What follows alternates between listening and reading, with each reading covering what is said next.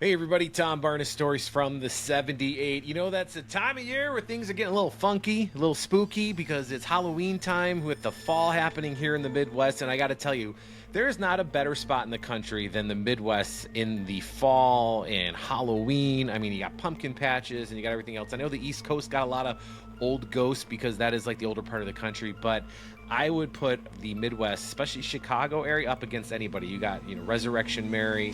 You have a bunch of things going on at Bachelor's Grove Cemetery, things at Rose Hill Cemetery, and I got a doozy for you. A story I heard earlier this year from my dad, of all people, sent me like this Facebook article about the butcher of Palos Park, and I never have heard that in my life.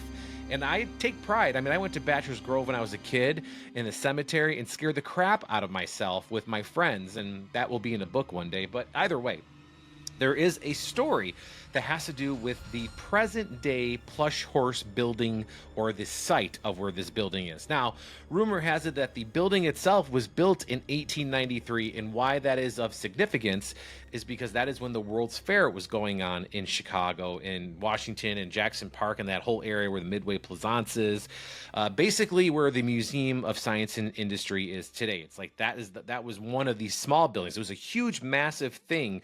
So if you don't know about the World's Fair of 1893 in Chicago, read like The Devil in the White City, and this will get you in the mood, because that talks about something else completely. That's an insane story about one of the first serial killers in the nation's history. But if you think about this story, this could have been going on at the same time. So this is about the butcher of Palos Park, and it was the story of a man named Hermann Butcher. And back in the day, a lot of immigrants came over to the United States, especially to work in the World's Fair or to benefit from all these people living in the area and working at the World's Fair. A lot of buildings started going up in 1893 on the south side of Chicago, and even in the burbs, as Palos Park and Palos Hills and Palos Heights, it was all farmland, and that's what it was. And if you drive through there now, you can kind of see where the old farmland is and the houses and whatnot. But either way, there was a gentleman named Hermann Butcher, is like back in the time when your surname is what you did for a living,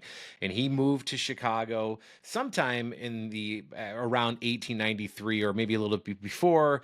And rumor has it that he opened a butcher shop. Now, their argument goes back and forth on whether or not the building that is the plush horse is that building that he lived in. It's right on Southwest Highway there in Palos Park. Everybody in that area knows what it is. And the ice cream's fantastic, and it's a really great place to go on a date and all these fun things. But if you look at the building, it's an old building, right? It's been there for a long time. So for the sake of storytelling, and I will say this is just rumor and lore. I am not saying this is fact, so I want to make that clear. But it's a fun story to tell, so that's what I'm telling it. So the rumor has it, this guy opens up a butcher shop. That part of the story also is that it was part of like a general store. That was what the plush horse was originally intended as far as the building is concerned, right? So, it's 1893, things are going well in the city, and, they would load up all this beef from the Union stockyards that used to be in the back of the yards neighborhood, right? By Comiskey Park and all that stuff. And they bring them out to the areas, and people would load up, butcher shops would do their thing and carve up the meat. So all these butchers, who are now very, very sought after as far as a profession, because there's just not many of them left. Back then, they were a dime a dozen. So idea was you would have a butcher shop, you would have a general store, people come in and buy their groceries and get a couple of things of hamburger or, ham or whatever. And the butcher would hack up the animals in the back, and make hamburgers and steaks and tenderloins and all that stuff. So he had this store, and of course, he couldn't do it all himself. So we had like a young man from the neighborhood that he would have as his apprentice, because that's kind of how things were back in the day. Basically, like an internship almost, right? So, things are going good. He's hired this guy, and he's kind of a jerk to the guy. He's yelling at him all the time, to this kid. And one day, things are starting to downturn because the World's Fair is over. Things are starting to slow down. Butcher shops are closing. So, he's doing what he can to survive. And, he gets a shipment in, and he's yelling at the apprentice and calling him all sorts of names. And people in the neighborhood are hearing this. They hear about how he's just kind of a dick to this poor kid, right? Who's like slaving away, helping him. He unloads the carcasses, brings them in the cellar. And the reason why he brought them in the cellar was because the cellar's nice and cold. Back then, they didn't have air conditioning. So they would bring the meat down in the cellar to cool it, which was why the Midwest is so cool and random with ghost stories. So that's what he did. He was known as this mean guy and whatever. So one day they're getting a shipment in from the train yards, and the kid's loading the meat into the cellar. The kid falls, slips, and he dies. Breaks his neck in the cellar. So Butcher, he's thinking, oh crap, what do I do? People are gonna think I killed this kid, because I was such a dick to him. So he like runs home, he hides the body, he runs home, he thinks about it, and he's just like, oh man, I don't know what to do. You know, I'm worried if people are going to think this of me or think that of me. So he thought about it and he goes, well, instead of like telling people this kid died, I'm just going to say he disappeared. He didn't show up to work. And this is where the story goes crazy. I think I'm going to cut him up and serve him. I'm not kidding you. This is the way this story goes. So Hermann Butcher is like cuts this kid up and he tastes it. He's like trying it out and he's like, oh, not bad. He Hannibal Lecters the thing and he tastes it. He's like, this is pretty good. I think I can sell it. So he starts selling it. He packages the kid up and he sold him to the patrons of their butcher shop. And people would come in and they would start requesting for these types of cut of meat. And of course, it's a body, so it's not going to last you very long. But people are coming in saying it's the best beef they've ever had and they want more. So while other butcher shops are closing, people are coming from all parts, Palos Hills and Palos Park, Palos Heights, and everything surrounding that area. Worth, maybe they're rolling in from Justice. I don't know. Oak Lawn, they were coming to this butcher shop because they got the best meat in the area. So he finishes up and he's like, well, crap, I'm going to lose money now. So what do I do? So the story goes that he goes down to the rail yards because there's a bunch of hobos hanging out in the rail yards. And who's going to miss a couple of hobos, right? Well, that's what he started doing. So you go down to the rail yards and you start sweet talking the hobos and be like, "Here, I'll buy you some booze." So you bring them booze and he would, he's joshing with them, having a good time, and he lure them back to the butcher shop to say like, "Hey, do you want to make some money? I need some help in the butcher shop. I can pay off your booze debt at some of the local taverns in the area." So he brings the guys back and he kills them. I don't know how he kills them. That's not part of the story that I'm privy to, but he kills them and he would hack them up and he continued to serve it. And people would be like, oh my God, this is the best meat I've ever had. And they keep coming and so on and so forth. Well, what do you think happens? The people in the rail yards, the hobos, if you will, the homeless guys, back then everybody's like drunk and stumbling around. Well, they caught wind of it. They're like, well, we're not stupid. We know what's going on. It's terrifying. So they split, they leave. So Hermann Butcher is like freaking out. He doesn't know what to do because now his source of income is gone, freaking out, right? So he's like, you know what? The other cuts of meat weren't as good as that young boy. The young boy was better because he was pure. He didn't have booze and all the other diseases that all the hobos had. So Hermann Butcher decides, you know what? Who's gonna miss a couple kids, right? And I'm not making light of kids disappearing at all. I'm just trying to tell the story with a little humor. But kids disappear in the neighborhood and, it's one kid here and there, and this is going on for a length of time and people are like, this meat though is so good. So he keeps doing it because people keep asking him for it. So as it turns out, the townspeople got wise, and I'm from Palos Hills. And I knew people that grew up in Palos Park, Palos Hills, Palos Heights. They ain't stupid, man. No.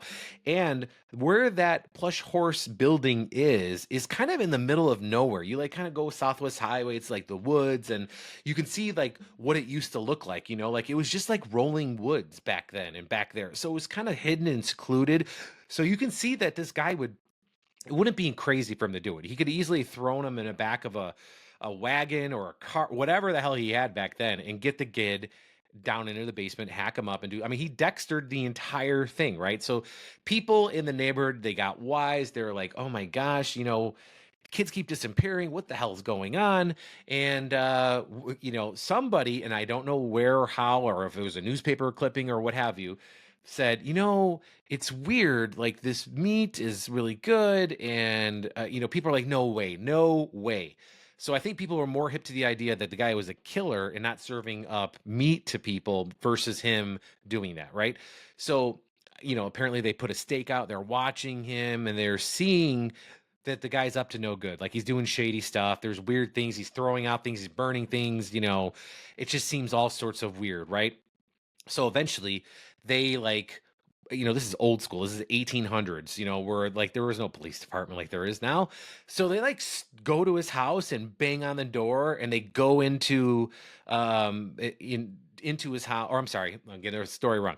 So they go to the butcher shop, right? So they go to Hermann Butcher's shop. They break in because they're suspecting that he's the guy, right? And he goes into the townspeople go into the butcher shop. They go downstairs into the basement and they find the remnants of children, which is terrible, right? So their horrors are, they're vindicated in terms of thinking that this guy is a freaking nightmare. He's a psychopath, right? And I say this because H.H. Holmes is doing his thing over on the South Side too at his murder castle. So it very well could be the same story or just embellished or two separate people altogether. So go with me on this. So either way, they find the remnants of the children. So then they all storm, I mean, like pitchforks and torches style, go to his house in the area, which I believe is in Palos Park. And they pull him out of his house. They accuse him of the things. I don't think he really denied it. According to the stories I've read and people have told me, he kind of was like, ah, shit. So they like take him out of his house and they basically do to him what he did to others. So they butchered him. They cut his head off.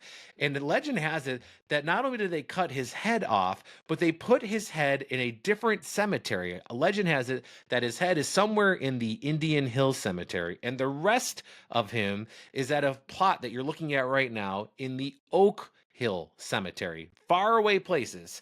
But you can see right there, it says Butcher on it. So, again, it could be a fun story. Either way, it's October, it's Halloween season, and I'm sure if you're watching this, you've heard about Bachelor's Grove Cemetery. So I thought, what the hell? Let's talk about something a little different, not far though from Bachelor's Grove Cemetery. Around the same time, you have the Butcher of Palos Park, Hermann Butcher. So if you want to get a little bit more, maybe you go over to the Plush Horse, grab some ice cream, and ask somebody if it's true, if there was a crazy man that used to live in the building or work in the building that hacked up young kids in the basement. I don't know. Either way, fun story. Thank you for watching. I appreciate it. If you want some more, I got some other stuff that's actually true, because I'm interviewing like historians, but this one was just fun for me. So thank you for watching. Storiesfromthe78.com is the website. Click subscribe on this video because I know people say it all the time and I always cringe when I hear it, but it really does make a difference that you watch because it pays for the gas in the house, the natural or the kind of gas in the car. So either way, I appreciate it very much. So thank you for listening and watching, and we'll see you later. Happy Halloween season.